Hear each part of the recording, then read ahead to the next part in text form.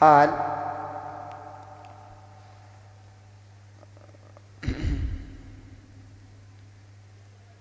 هذا التأديب الإسلامي كله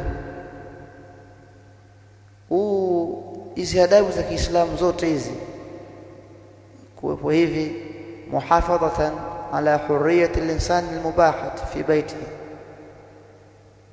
ni ili yani kuhifadhi na kuchunga uhuru wa mtu wenye kufaa nyumbani kwake. Fa innal insana yatabadhal wa yatabassat, hakika mtu anajiachia akiwa kwake, si ndio?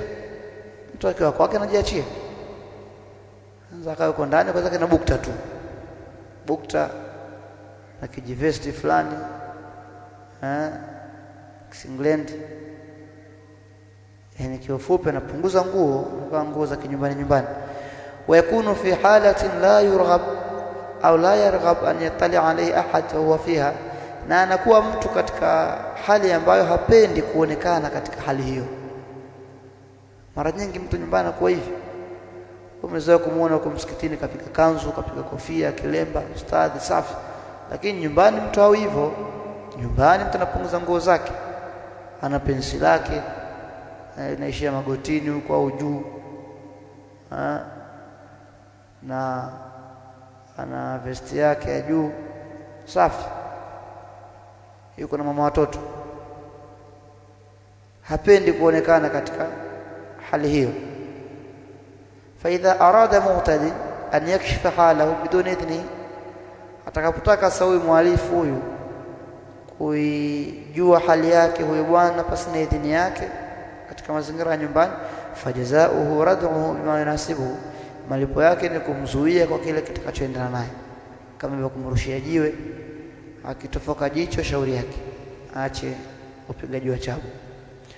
Qala wa 'an al-Bara bin Azib radhiyallahu anhu annahu qala, ndio maana ni sunna kuzima taa usiku kabla ya kulala, kuzima taa ili uondoke patupu wapiga chabu.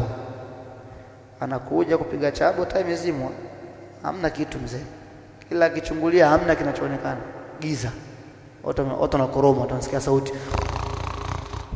hauna kitu sawa. Lakini wewe kila taa inawaka, shauri yako. Ukipiga sarakasi huku akina Abdallah anaonekana sawa, hayo.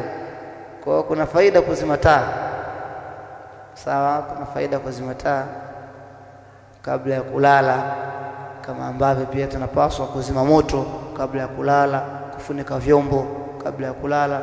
Wazi, vitu muhimu sana nyumbani. Na wakati mwingine tuwasaidie wake zetu, wanachoka muda mwingine, akishachoka ashapika, ashafua, ashafanyaje, ashajipodoa, hata vyombo anasahau. Mwenyewe ukishafika mwenye nyumba yako, pita huko kabla ya kulala. Na hivi ndivyo inavyokuwa mwanaume kabla ya kulala, huwa ana vitu vyake pale nyumbani pale,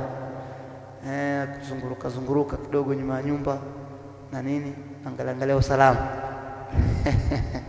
Anacheka ustadi. Muhimu sana hiyo. Unazunguruka, lakini pia jambia lisiwe mbali, sawa? Ili ikitokea chochote usiku usianze kulitafuta, wema fulani nilikuwa wapi, ashasikia mwenyewe huko, anakimbia. Jambia linakuwa karibu ustadi. Unakaje bila jambia bwana? Sawa? Chochote kinakuwa karibu, hata nyundo inakuwa karibu. Ili ikitokea la kutokea, unakuwa uko vizuri. Vibaka wamekuwa wengi sana, si ndio? Wanapita kabla ya kulala, unaangalia mazingira na kagua milango na mageti. Wewe unakuwa wa mwisho, sio wa mwisho anakuwa mkeo kuingia ndani. Wewe vipi? Wewe ndio unakuwa wa mwisho, ushafanya dolia yako huko, ushakinai, hapa ngome yangu iko salama, naenda kulala. Tena ulalaji wenyewe wa kiume ni ulalaji wa kiafande wa kijidajeda, ushaamka